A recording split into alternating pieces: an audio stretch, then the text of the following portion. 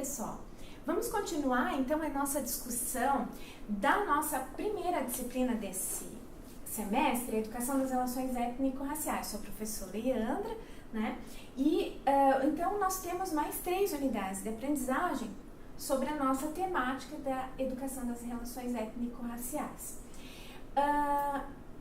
A primeira unidade de aprendizagem dessa segunda parte, então, é sobre a formação sociocultural do Brasil. A segunda unidade com esse título, né? Então agora a gente avança um pouquinho mais. Nós temos então como conceitos principais, né, uma discussão, na verdade, dentro de toda esta disciplina, dentro de toda essa unidade de aprendizagem. O texto que embasa é do professor Rafael Marquesi, que é lá do Departamento de História da USP, da Universidade de São Paulo, que trata da dinâmica da escravização no Brasil. É um artigo, né? Esse artigo que está publicado, ele examina as relações entre o tráfico negreiro transatlântico para o Brasil, os padrões de alforria e a criação de oportunidades para a resistência escrava coletiva. Então, quilombos e revoltas em larga escala. Sugere uma interpretação para o sentido sistêmico do escravismo brasileiro na longa duração, né? Pensar um conceito histórico de longa duração. Ele trata então dos séculos XVII até o século XIX. E essa unidade tem um infográfico que, né, nos ajuda a entender essa construção, né, e esse espaço de resistência que foi sendo construído pelos escravos dentro do processo de ocupação, enfim, né, e de produção econômica do Brasil, colônia, né, e império. Então, no nosso infográfico a gente percebe que, né, todo o trabalho era executado pelos escravos, né, nessa primeira parte aí da nossa história, e a sociedade, então, por consequência, era muito dependente da mão de obra escrava. O que acontece é que, em geral, a historiografia brasileira, ela tratou desse contexto como, ou naturalizando, que o escravo africano ele é um ser inferior realmente, então é justificável que ele seja utilizado como mão de obra, né? Ou, em outro momento, né, invertendo um pouco essa lógica e percebendo então como, né, um povo que não tinha espaço de manobra algum, né, com uma certa pena, coitados, sofreram e não tinham espaço para fazer nada, tinham que obedecer, senão morriam, senão, né, sim, né, a gente vê que tinha o sofrimento muito presente, obviamente, né, muitos morriam de tristeza, que era até uma doença chamada de banzo, né, o banzo era isso, essa saudade de terra, esse sofrimento, né, que causava morte mesmo, mas não só, né, não era só isso que acontecia, né, os escravos conseguiam sim estabelecer relações e subverter essa ordem, né, ou pelo menos enfrentá-la,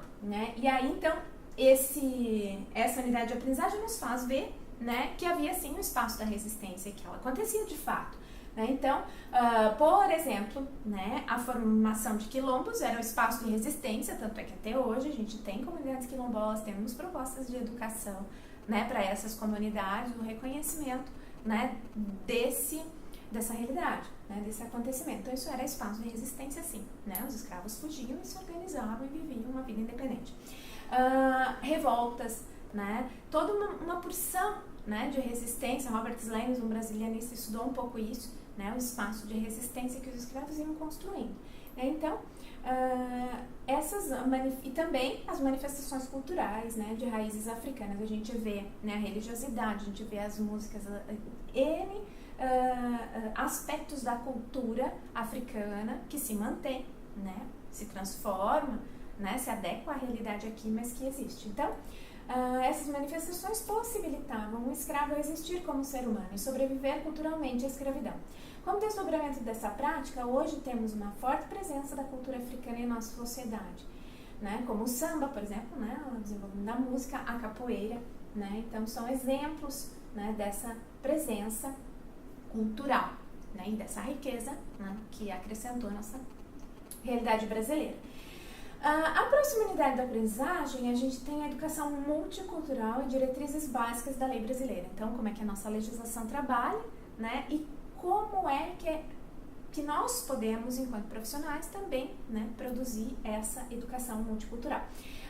O texto dessa unidade é do livro Psicologia Educacional, do John Stantrock, né, que é um autor americano. Então, ele começa, né, a unidade que a gente vai trabalhar aqui, com os conceitos de individualismo versus coletivismo. Pensar a educação multicultural é pensar indivíduo e coletivo, né?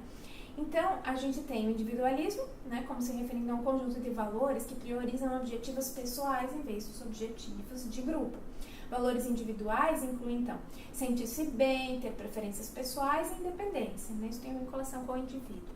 O coletivismo, né, consiste em um conjunto de valores que dão suporte ao grupo. Objetivos pessoais estão subordinados à preservação da integridade do grupo, a interdependência e a relacionamentos harmoniosos.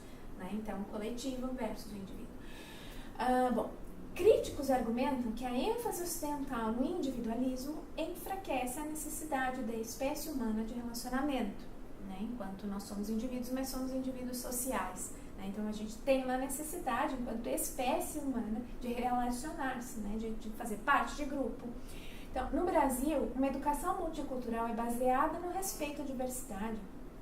Uma educação multicultural e baseada no respeito à diversidade é uma tarefa em constante processo de construção, né? Isso está lá no início da nossa unidade de aprendizagem como, né, um marco de que, de fato, né, a gente tem uma necessidade de um processo em construção contínua. Bom, para essa construção contínua, né, o nosso texto nos sugere uma pedagogia da equidade, a gente pensar em produzir igualdade, né? Habilitar os estudantes à produção de um mundo mais justo, né? E por meio de um ensino culturalmente relevante. A gente tem no infográfico dessa unidade, né, a percepção da necessidade desse desenvolvimento, né, dessa equânime, né, dessa pedagogia equânime. Os 20 anos de atraso aí na nossa alfabetização, né? Então a gente tem, por definição do IBGE, pretos, pardos e brancos. Então, a gente pode perceber que as etnias, né, africana, afrodescendente, têm índices de analfabetismo muito maiores ainda hoje, né? A gente pode perceber pelo gráfico que nos 3 períodos, né, de coleta de dados, 91, 2000 e 2010, para todas as categorias, para todas as etnias, diminuiu o analfabetismo. No entanto, né, a etnia branca diminuiu muito mais em relação aos pretos e pardos. Então, a gente ainda tem, né, um trabalho grande para desenvolver a equanimidade. Bem, a terceira e última unidade de aprendizagem desta disciplina é sobre a cultura africana. E aí, tratamos, então, do conceito cultura e cultura africana, né? O nosso texto trata da cultura africana dentro da antropologia, no conceito antropológico. A gente tem o Roque Laraia como, né, um dos teóricos de pensar a cultura e especificamente as culturas, cultura africana e indígena, né? E o nosso texto dessa unidade cita o Laraia no momento em que fala que a cultura representa uma espécie de lente na qual olhamos o mundo e que nos condiciona a valores e práticas que compartilhamos com o grupo social no qual convivemos. Então, essa é uma definição de cultura, né?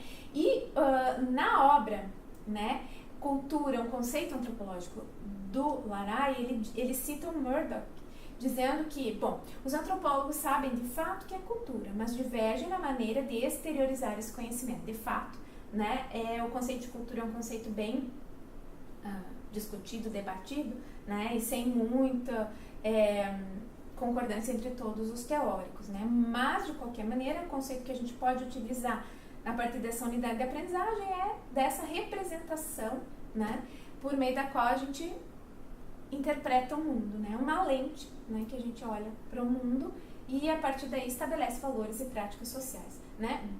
Então, o nosso infográfico dessa nossa última unidade propõe exatamente isso, de perceber a cultura africana, né, e os valores que ela nos traz. Então, a religiosidade, né, a gente tem, por exemplo, o candomblé, que foi uma estratégia, né, de integração das religiões afro, né, de uma maneira que fosse possível de vivenciar aqui no Brasil, uma vez que a religião oficial é a única permitida, né? No Brasil, até a República, era a religião católica, né? Então, aos escravos só era permitido pertencer a esta religião. Então, eles desenvolveram uma estratégia de vinculação dos seus deuses aos santos católicos. Daí nasce a religião do candomblé, né? A musicalidade, né? As misturas, né? E os agrupamentos de ritmos que foram sendo desenvolvidos, né? Então a gente tem uma musicalidade que nos caracteriza, né? E que tem a influência muito forte das etnias africanas e indígenas, né? Costumes e saberes, então, diversos, né? Que essas culturas trouxeram pra gente, né? Na saúde, na alimentação. Então, tudo isso, né? São valores que nós podemos trabalhar, né? Com os nossos estudantes. Muito obrigada.